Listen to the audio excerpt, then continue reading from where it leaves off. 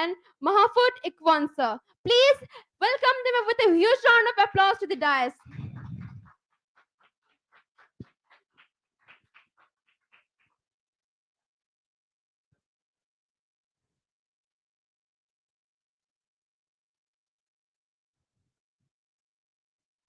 Sir Indonesia से हमारे लिए आए तो तालियों की कमी अभी भी नहीं पड़नी चाहिए. Please have a huge round of applause. Over to you sir. So it seems I've been trusted with the task of moderation. Uh, it's supposed to be an English panel, I believe. Do you आप लोग हिंदी समझते हैं थोड़ा? तो you will have difficulty understand Hindi, I believe. Fine, we'll keep it to English. So very quickly, My anger is very calm, and I hope my friend will translate me. to interpret. Oh, please, is your friend around? Yeah, in Thailand. Uh, Hello, hello. Thank you. Can we also invite him to join you here? Oh, okay, in the washroom. Okay, okay. Well, why don't we start with Anisha? Anisha, just tell us about your literary journey and you're a storyteller. Your novel is out, I believe, and it's a thriller. Yes. Just g- uh, take us to that moment when you first felt this urge to tell a story and to tell it in the mode that you have narrated it. Yeah, sure. Can you all hear me properly? Yeah, okay. So I studied literature. I did my BA and then my MA in English literature from Bombay University. Then I moved to Delhi to work in publishing. And I actually my novel is called Girls Who Stray. I just had a session here some time back. And I started writing it not knowing that I want to write a novel or not wanting to write fiction. I didn't have any story in mind. I didn't have any plot in mind, but I started writing it from a very. Can we have a little bit silence because Yeah, I mean, yeah, okay, thank you.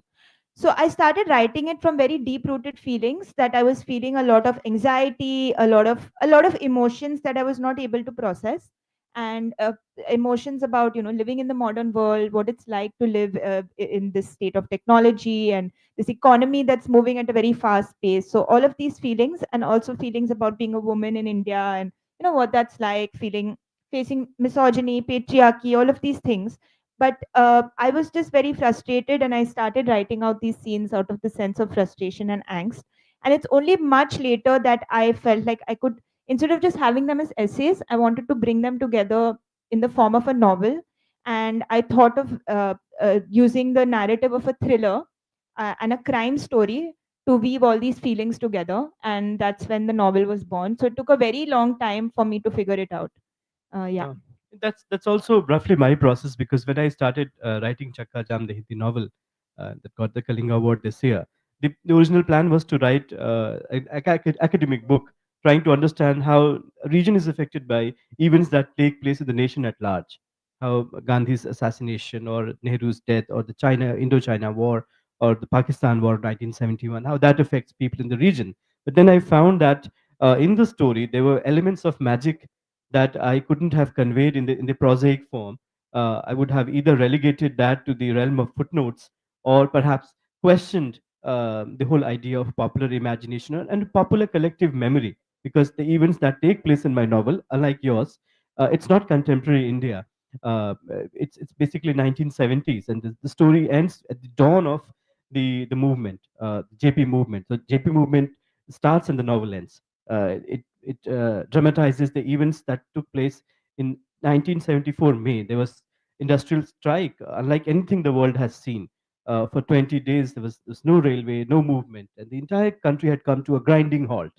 So I wanted to explore that moment in all its vividness, but also with all its magic, because for a thing to happen at that scale, in that era, and to have triggered, a lot of people say that it was in fact the railway strike of 74 which eventually gave the final push, the final nudge for the JP movement to take off, and then the emergency. And had it not been for the scale of interruption caused by the railway strike, perhaps Indira may not never have declared the emergency. So I wanted to imagine that moment in a great vividness, and also I had a bit of a personal stake there. My own father worked for the railways, and he was an employee when the strike happened. So I wanted to understand all of that in the many layers that one may understand and one may associate with such an event. And so I also, like you, instead of writing a boring academic book where I would have relegated all the juicy and the interesting details to footnotes, I decided to write a novel. And I believe I have the same question for you. When you set out to write, when you start writing a book, when you think of a story, how does it occur to you? Does it occur to you in the form of an essay, as it does with Anisha? Does it occur to you in the form of an academic book, a scholarly book, as it occurred to me? Or does it occur to you in the form of a story or a dream or even a poem? How does a story occur to you? Eh, saya mencoba menjawab dengan bahasa Indonesia. Translate for him.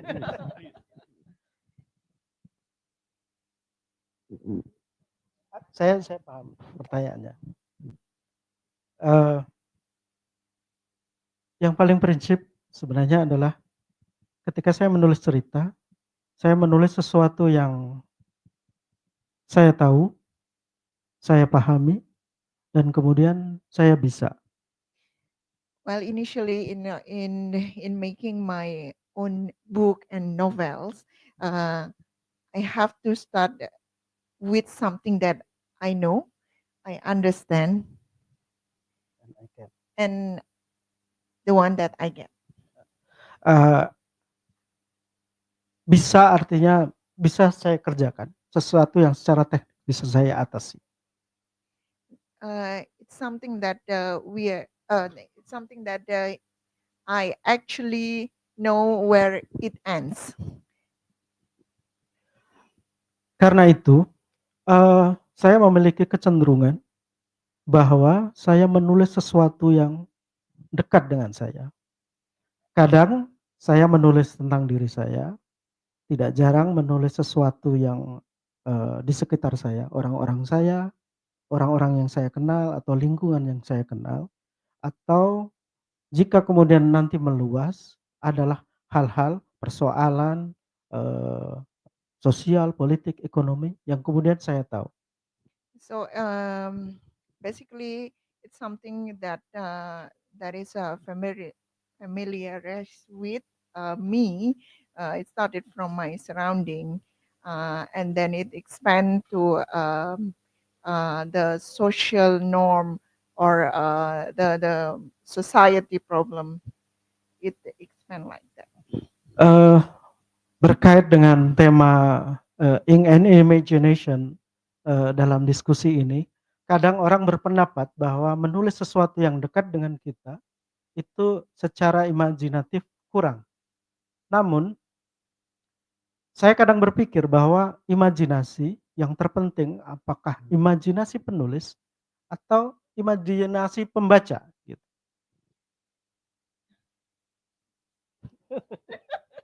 So it's a long answer. I try to make it short. So let me start with the last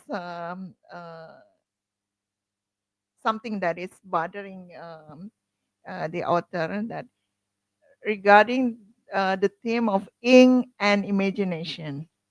So we have to look at two different perspectives, either the imagination of the writer or the imagination of the reader itself. Gitu. So maybe we can. Very wonderful perspective. You start your story when you start to write. You first the end presents itself, reveals itself to you. A very interesting point. I mean, I also have a vague idea as to how my next book is going to end. Absolutely clueless about how it's going to begin, but yes, that is clear to me. The other wonderful thing is that your surrounding that offers you a story, and that is by and large true for most of us. We draw our sources, but to think of the reader's imagination, you're being very considerate, being very kind to the readers. I mean, if only authors were as good as you are, perhaps the reading industry would flourish like anything. But Anisha, I mean, how do you envisage uh, the ending or the sense of the hero, the sense of the protagonist? Because we also live, and we like to tell ourselves that we live in the age of anti-heroes, or we like to imagine a place without no heroes. or we make somebody hero only to reveal towards the end that he was very, very unheroic. So we are either diffusing the possibility of a hero or having an anti-hero as a character or having no sense of a hero, a sense of ordinariness, which today we learn that Vinod Kumar Shukl, the famous Hindi novelist, is awarded Gyanpith Puraskar. And in his characters, his novels, the character, the hero, is a non-hero, but then he celebrates his life. It's not as if he's relegated to a dismissive non-existence. His life is celebrated for what it is. What is your sense of a protagonist, if I may ask? Is he a hero? Is he a anti-hero? Do you create a character, imbue the character with heroic possibilities, only to diffuse it later to show that perhaps he was quite the opposite of what the readers may sense from his character? What is your sense of a character and a character who can steer your narrative? Is he a hero? Is he anti-hero? Yes.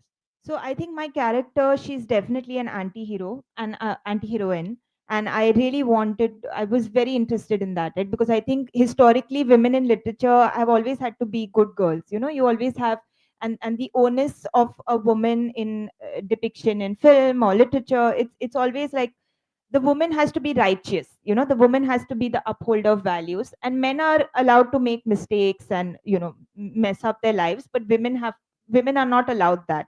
And I really wanted to bring about a change in that.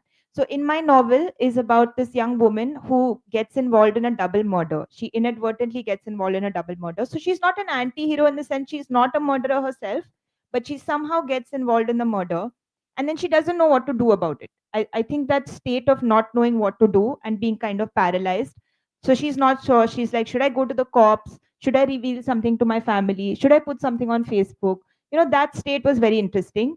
So at a superficial level, she's an anti-hero, anti-heroine, but then, you know, I try to humanize that aspect of and the complexities of that act of negativity or whatever. Yeah. If I may put that same question across to you, what is your sense of a hero or a protagonist of a novel?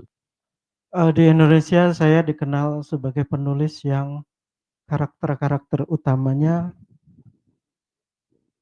kalah, payah, dan atau paling tidak biasa-biasa saja, tidak istimewa.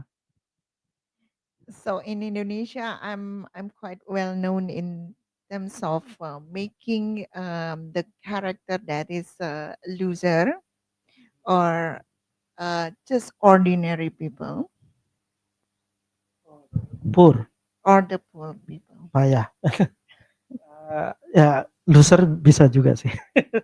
And Saya mencoba menceritakan sedikit novel saya. Jadi ini nanti so he's di trying to retelling the one of his novels. Novel pertama saya bercerita tentang seorang bocah di Jawa yang melihat desanya berubah, sementara dia sangat menyukai desa itu. Orang-orang pergi dan ingin berhasil di luar desa karena desanya miskin, buruk, underperform, underdeveloped. Tapi dia menyukai itu dan dia ingin bertahan. Dia ingin mencoba membangun apapun yang membuat dia tetap bertahan dan orang-orang bertahan. Tapi pada akhirnya dia tidak sanggup bertahan dan dia seperti semua orang pergi. Dia berubah sebagaimana desanya. His first novel is about a youngster who live in a poor. First novel. So it's about a young person that is trying to survive in a village where is nobody wants to live because it's poor, it's underprivileged, it's a lack of sources that make the village itself can be a good place to live in.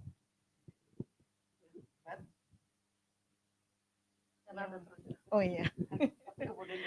But at the end, that kind of motivation to stay longer in his village cannot be accommodated, because at the end he decided to move and then live to another place.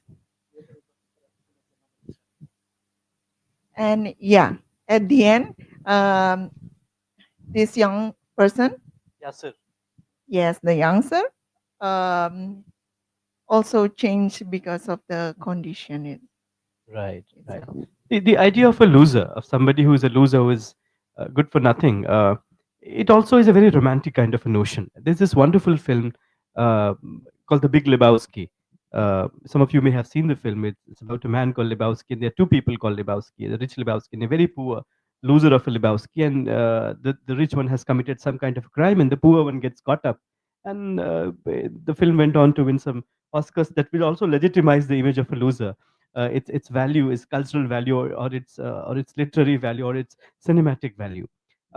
But this is the final round that I will have, is in which I want all of you to, both of you, to reflect on the idea of history.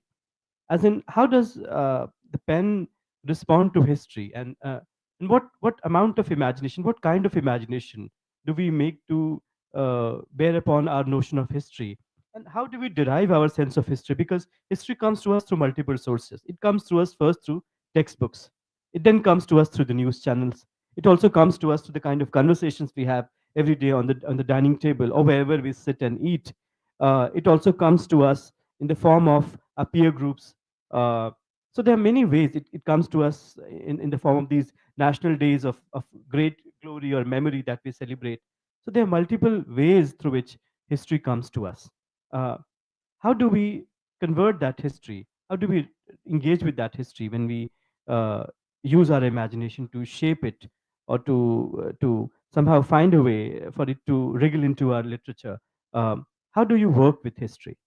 Yeah, I think the space for literature and for novels are really to kind of interrogate or to for us to experience those historical moments from a very personal, deeply personal space, because it's only literature that allows us to do that, right? It's history books and the newspapers and reportage that really doesn't allow that for us to explore those huge, large political historical moments from a deeply personal and felt experience. And that's what I've tried to do in my novel. I'd like to actually pose the question to you as well, because you haven't really had a chance to speak. So can you respond think to that? for me, history also um, is part of the collective memory. For me, the best representation of history, I've written that somewhere in the preface or in the acknowledgements on my novel, that for writing Chakka Jam, I visited libraries. I had to look up old newspapers. I spoke to historians in Patna, in other parts of India, where whoever was working on Bihar.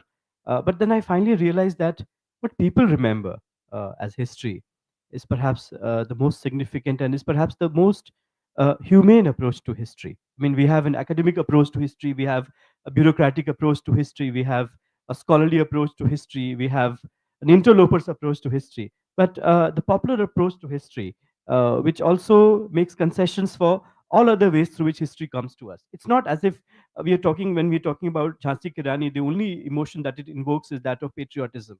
There is a date, there is a queen, there is a castle, there's a history of the rebellion, and it comes to us through all those sources too. But when we read a poem about Jhansi Ki Rani, and when we read that poem through the collective imagination, or somebody like Subhadra Kumari Chauhan, and the bards from Chhattisgarh and Bundelkhand who would sing of Jhansi Ki Rani, it has a component of the popular memory, which gives it a very distinct emotive quality.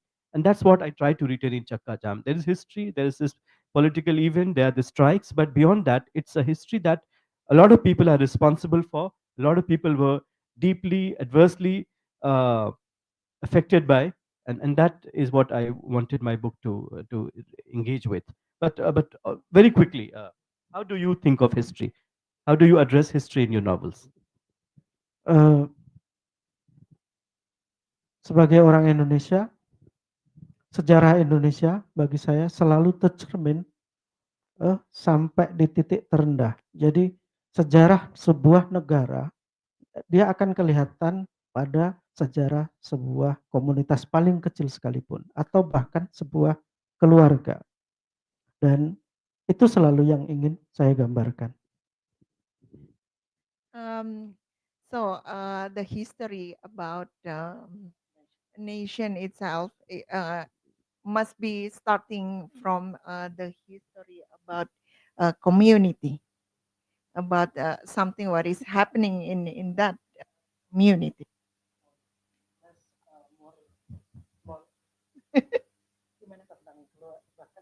Okay, so even it goes into details in the family, what is happening in the family. Jadi kemudian saya selalu mencoba memasukkan sejarah Indonesia pada tingkat yang paling lokal. Orang bisa melihat penindasan oleh negara terhadap rakyat pada level paling bawah. Orang bisa merasakan sakit bagaimana tidak tersentuh oleh pembangunan pada tingkat bagaimana seorang menjadi miskin. Atau orang yang tidak didukung oleh sistem negaranya kemudian harus pergi dari tempat dia dan kemudian menjadi seorang buruh migran yang terpaksa.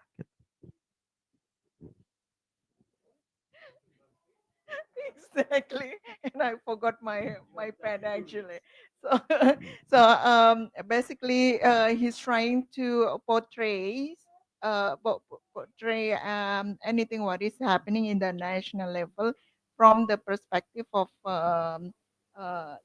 communities or the family, whatever on the sub level, so that for example, like the discrimination happening, uh, the decision in the highest level, and how it influences even to the small families. Saya mau memberi contoh sangat kecil dan kemudian saya ingin katakan ini mungkin khusus untuk teman-teman di India. Saya ingin merekam bagaimana sebuah komunitas menyukai satu kebudayaan yang itu disukai banyak orang tapi tidak banyak dibicarakan. Ketika tokoh dalam karakter novel saya menyatakan bahwa dia menyukai film dan lagu India dan orang-orang menertawakannya. Is it do you bring your just promotion? Yeah, it's a Dawu, is it? Oh no, the Dark Wood. Yeah. What he said? Yeah, this is actually he's trying to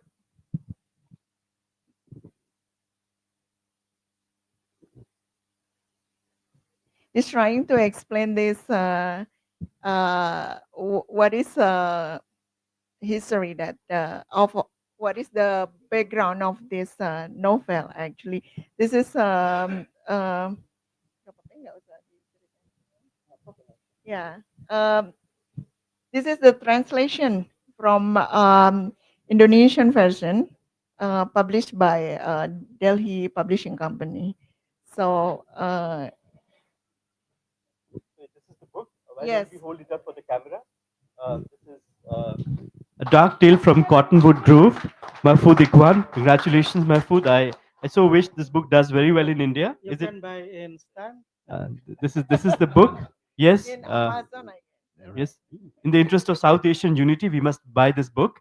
And I like to thank the fellow panelists for the wonderful conversation, short though it was.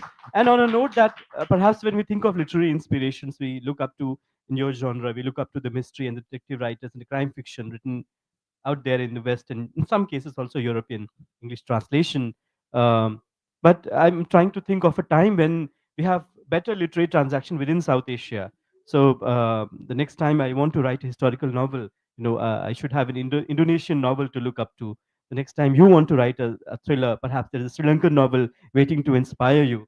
So I hope and I want to end on such a note that we have better transaction, literary transaction within South Asia, and that we emerge coherently as a formidable literary unit as the Americas and the Europes have now emerged. Thank you, everyone. Thank you very much, sir. It was great listening to you, and it's such a pleasure that Mohammad Ikfat sir, like you make your time for us and make your presence possible for Kalinga Literary Festival. We are like very much grateful to you, sir. Thank you very much. Now I'd like to invite Satya Anirudh sir to felicitate all these panel members. Please, sir.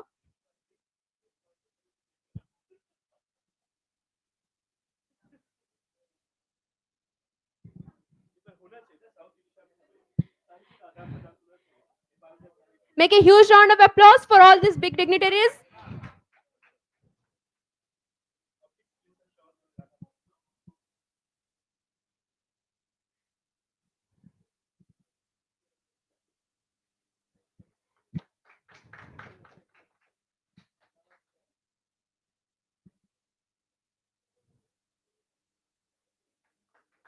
Make a huge round of applause for all of them because sir has come from Indonesia.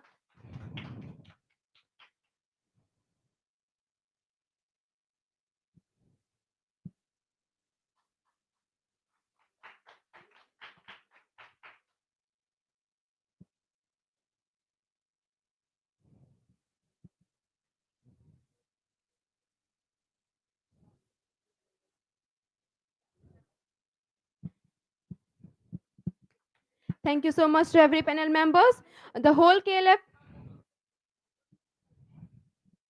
Annie ma'am, you're invited to this panel for group photo session.